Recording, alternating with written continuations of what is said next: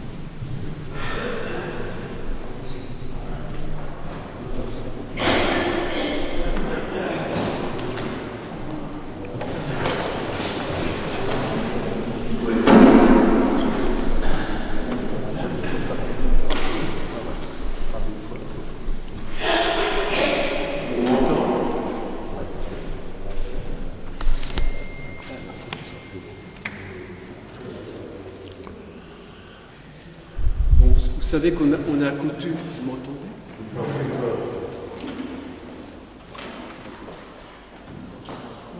On a coutume de traiter en communauté les textes qui ont été lus très récemment. Donc je vais reprendre ce qui a été dit hier, donc la paracha de Matot Maasé, et je vais juste reprendre la partie qui concerne celle des villes. Vous allez comprendre, je m'explique. Donc la paracha Maasé fixe les frontières du pays, d'Eretz Israël, où le peuple allait s'installer, et par le partage du sol entre les tribus, de telle manière que la part échue à chacune d'elles soit inaliénable. Elle se poursuit par l'ordre de déterminer les villes de refuge réservées aux hommes ayant commis des homicides involontaires pour les protéger contre ceux qui désiraient se venger d'eux alors qu'ils ne sont pas coupables. C'est une partie du traitement de la justice qui mérite un approfondissement et qui est presque encore aujourd'hui, même totalement aujourd'hui, encore à l'ordre du jour. L'homicide par imprudence est sanctionné par la Torah, par l'exil de son auteur dans une ville de refuge, qui sert aussi à le protéger contre ce qu'on appelle le vengeur de sang, c'est-à-dire celui qui serait tenté de se faire justice humaine en tuant l'assassin par omission. Ce cas pose un problème complexe. En principe, le meurtre involontaire n'est pas sévèrement sanctionné, mais cette mort entraîne dans la famille de la victime une souffrance qui pourrait la pousser à se venger.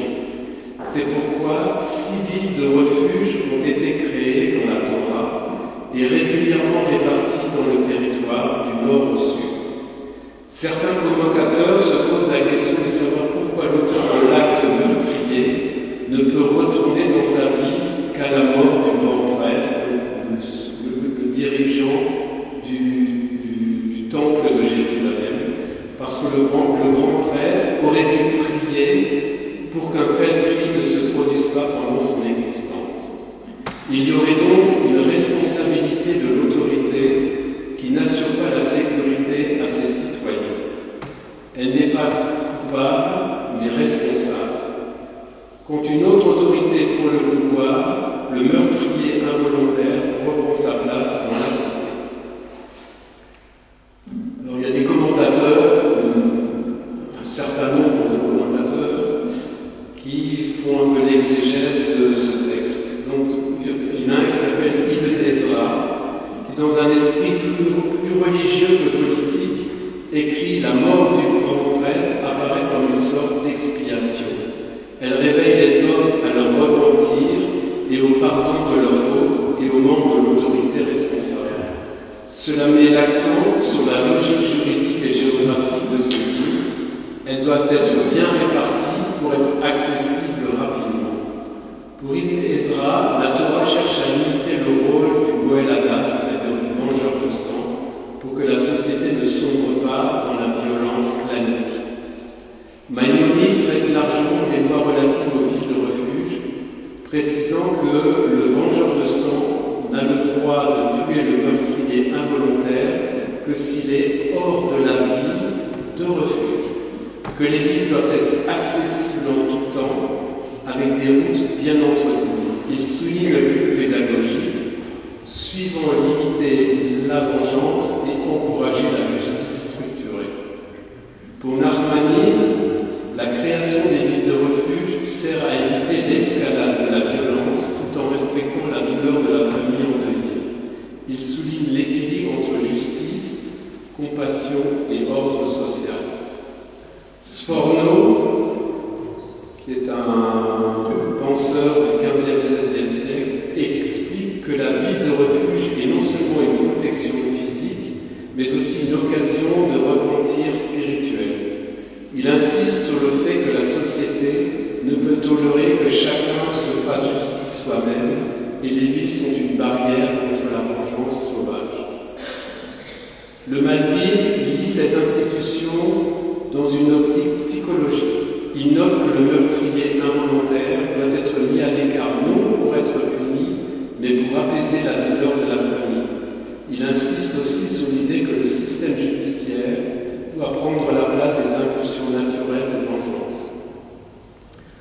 Rav Jonathan Sachs, qui était le grand rabbin, qui est encore peut-être le grand rabbin de Grande-Bretagne, enfin, dans une perspective contemporaine, souligne que cette législation vise à substituer la loi à la vengeance, une idée révolutionnaire dans le contexte antique.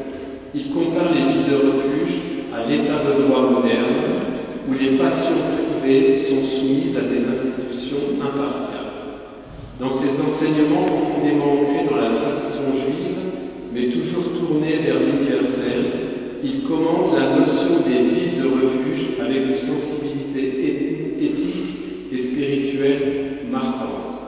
Dans une synthèse développée de son commentaire, enrichi de ses idées clés, il dit « Dans le livre de Devarim, le Deutéronome, la Torah ordonne la création de villes de refuge qui étaient destinées à accueillir ceux qui avaient tué involontairement, visant ainsi à protéger le meurtrier involontaire de la vengeance du Goël Adam, tout en maintenant la gravité du meurtre. C'est une réponse morale à la violence. Sachs interprète cette institution non seulement comme une mesure judiciaire, mais comme une leçon éthique. La Torah reconnaît la complexité morale du monde. Tous les actes violents ne sont pas équivalents, mais aucun n'est sans conséquence. Même lorsque le meurtre est accidentel, la perte d'une vie humaine est une brèche morale.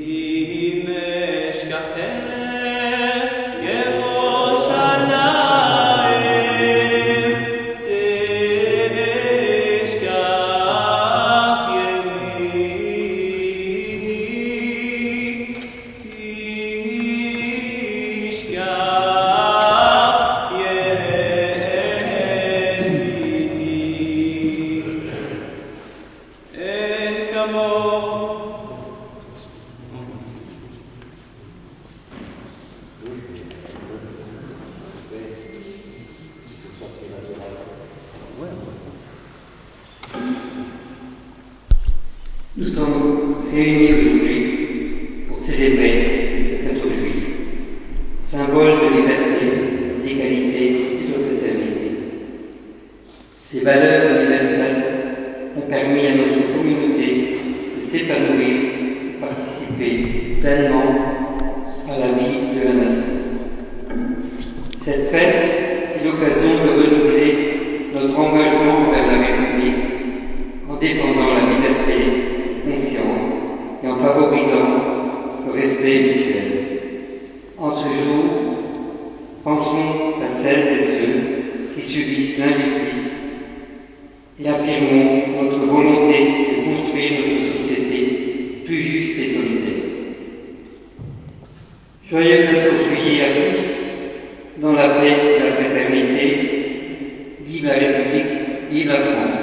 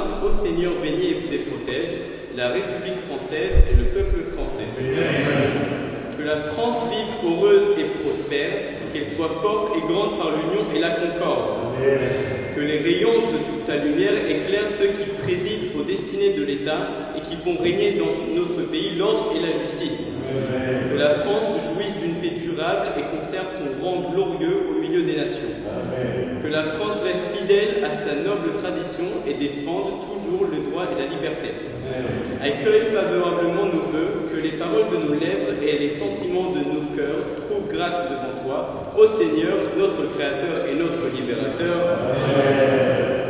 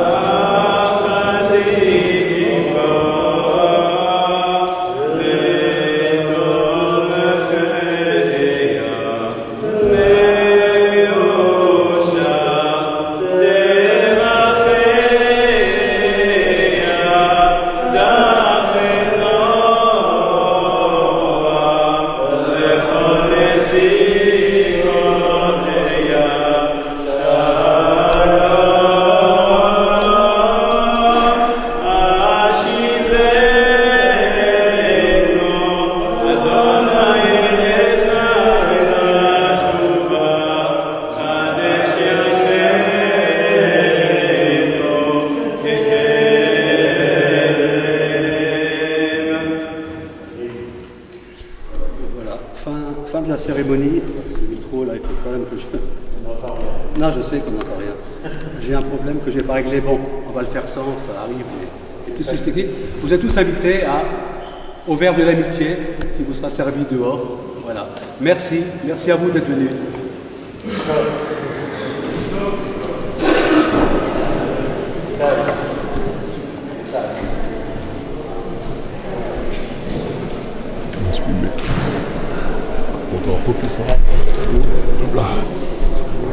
Voilà.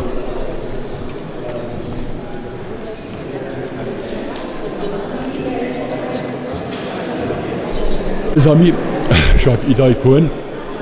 Alors, aujourd'hui, tu as fait la cérémonie, j'entends pas bien d'à côté, et tu avais la Torah avant dans les mains et tout, et j'ai envie de savoir, toi plus tard, est-ce que tu es prédestiné à devenir rabbin ou juste officiant ou...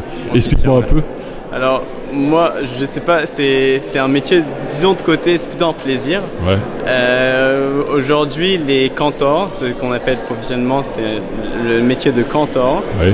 Et il faut être très bon pour que ce soit ton réel métier. Ouais. Personnellement, moi, je veux faire de la finance à côté. Ah oui, ah voilà. ouais. Et je laisse mon cantoria, mon chazanout, ce qu'on appelle en hébreu la chazanout. Ouais. De côté, c'est mon petit plaisir et je fais un peu partout, en Allemagne, ici, à Francfort surtout. À Francfort. Ouais. Je sais que c'était vraiment très beau. Merci. Quand tu as chanté tout, ça nous a carrément pénétré au niveau du cœur et tout, c'était vraiment magnifique. Merci. Et j'ai vraiment eu de la chance de passer un moment, moi j'ai envie de te dire merci. Merci d'être venu chez nous. Avec plaisir. Et puis voilà, je ne vais pas t'embêter plus, mais je voulais quand même savoir et tout. C'est hyper important de le rajouter à la fin de la vidéo. Je te remercie 1000 fois. Merci à toi. Merci à toi.